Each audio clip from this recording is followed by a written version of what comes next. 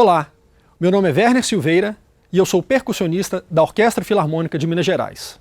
Eu estou aqui para apresentar para vocês uma grande orquestra. Entre várias coisas que eu tenho para dizer, eu vou começar falando dos instrumentos que compõem essa orquestra. Nós temos 4 grandes grupos de instrumentos, ou famílias, como podemos dizer. A família das cordas, das madeiras, dos metais e da percussão. A família das cordas é a base de uma orquestra. Mais da metade dos músicos da orquestra tocam esses instrumentos. Os instrumentos que compõem essa família são os violinos, as violas, os violoncelos e os contrabaixos. Basicamente, existem 2 maneiras de tocar esses instrumentos. A mais usual é esfregando, friccionando as cordas com o arco que fica na mão direita do músico. E o outro jeito é beliscando as cordas, que a gente usa o nome de pizzicato. Outros 2 instrumentos importantíssimos que podem ser considerados também da família das cordas são a harpa e o piano. A próxima família é a família das madeiras. Os instrumentos que compõem essa família são as flautas, os oboés, os clarinetes e os fagotes. Além deles, ainda tem outros instrumentos que compõem a família das madeiras, mas que são muito parecidos. Um deles é o flautim, que é uma flauta um pouco menor. E por ser menor, ela produz sons bem agudos. Em contrapartida, tem o contrafagote, que é uma espécie de irmão mais velho do fagote, é um fagotão. E esse instrumento produz sons muito graves. São sons mais graves da família das madeiras. E aí vocês já podem perceber a diferença do agudo e do grave. Temos também o clarone, que também é o clarinete um pouco maior, que produz sons mais graves também. E o corno inglês, da mesma maneira. É uma espécie de oboé um pouco maior, que também produz sons mais graves. E esses instrumentos são os instrumentos que compõem a família das madeiras. Os mais atentos devem ter observado que as flautas elas não são feitas de madeira e são feitas de metal, certo? Pois é porque muito antigamente esse instrumento era construído com madeira. E com a evolução do instrumento, ele passou a ser feito de metal. Mas ele ainda preserva exatamente as mesmas características de som e do jeito de tocar. Próxima família, os metais. E os instrumentos que compõem essa família são as trompas, os trompetes, os trombones e a tuba. Principal característica desses instrumentos, eles são muito vigorosos, têm muita potência de som. São intensos. Agora, dependendo da música, eles podem ser melodiosos, aveludados e introspectivos. E uma curiosidade desses instrumentos. São vários tubos e muitas vezes tubos bem enrolados. As trompas, por exemplo, se você desenrolar todos os tubos e colocá-los retinho assim, eles têm mais de 7 metros de comprimento. E você tem chaves e pistos que controlam exatamente essa passagem de ar. Se vai passar pelo cano mais longo, se vai passar pelo cano mais curto, e aí você vai produzir sons mais agudos e mais graves. Uma música que vai mostrar muito bem o poder que tem essa família dos metais é a música Fanfarra para o Homem Comum, do Aaron Copland, que já já vocês vão assistir. Agora, a próxima família é a família da percussão. Vocês não podem imaginar a quantidade e a variedade de instrumentos que compõem a família da percussão. Eu vou falar aqui só alguns deles, ok? Os principais de uma orquestra são os tímpanos, o bumbo sinfônico, os pratos de choque e a caixa clara.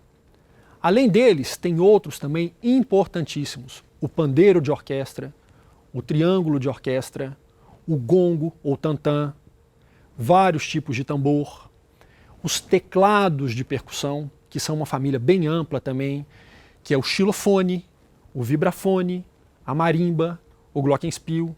Tá vendo como são essas teclas? O posicionamento delas é como se fosse o teclado de um piano, mas as teclas são ou de madeira ou de metal, e a gente toca com baquetas. E aí, diversos outros.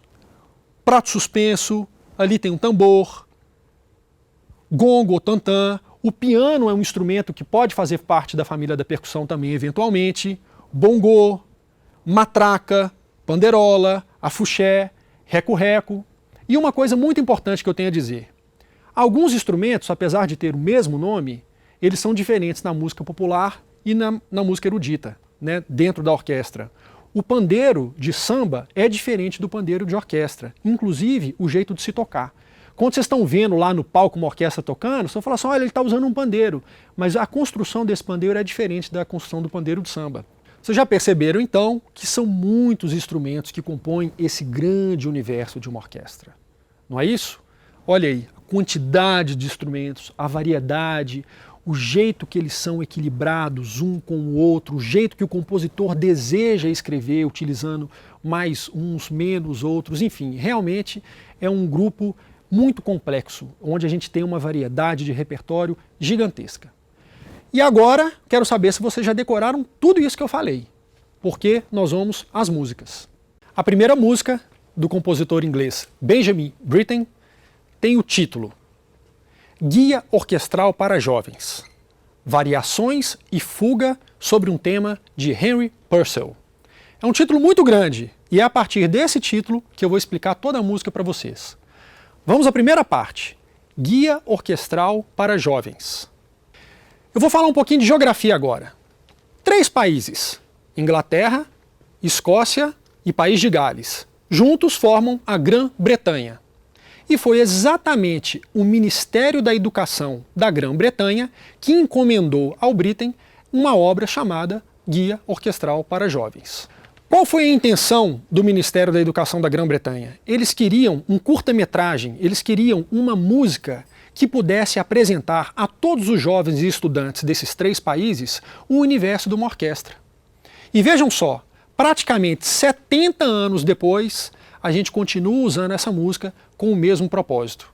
Isso é sensacional, porque essa música realmente ela é maravilhosa e ela cumpre com esse objetivo dela de fazer uma excelente apresentação, uma excelente iniciação aos jovens e a todos os estudantes.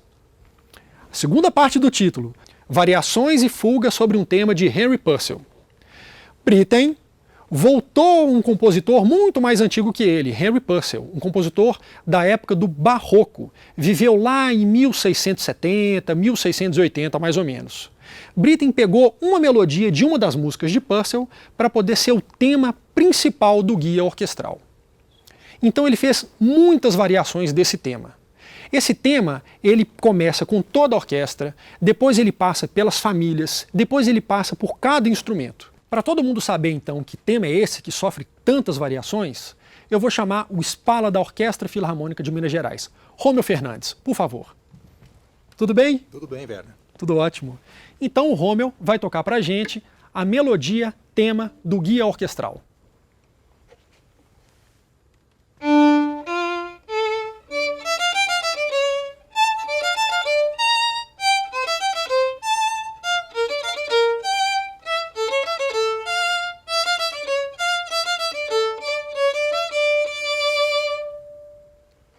Muito bonito. Muito obrigado, Rômel. Obrigado. Valeu.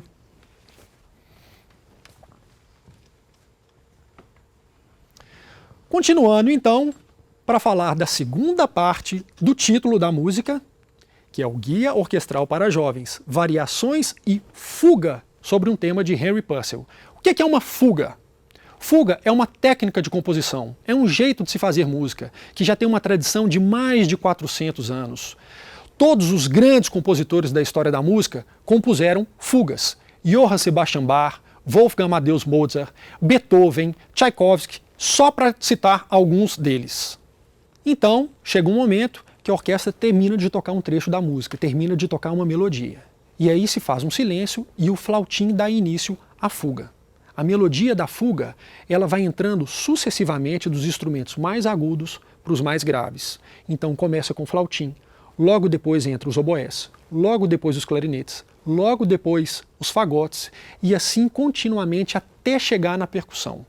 E aí acontece um grande momento apoteótico e maravilhoso dessa música. Parte da orquestra continua tocando a fuga e a outra parte retoma ao tema inicial. E aí nós temos um colorido absolutamente maravilhoso para poder encerrar essa obra-prima que é o Guia Orquestral para Jovens, Variações e Fuga sobre um tema de Henry Purcell.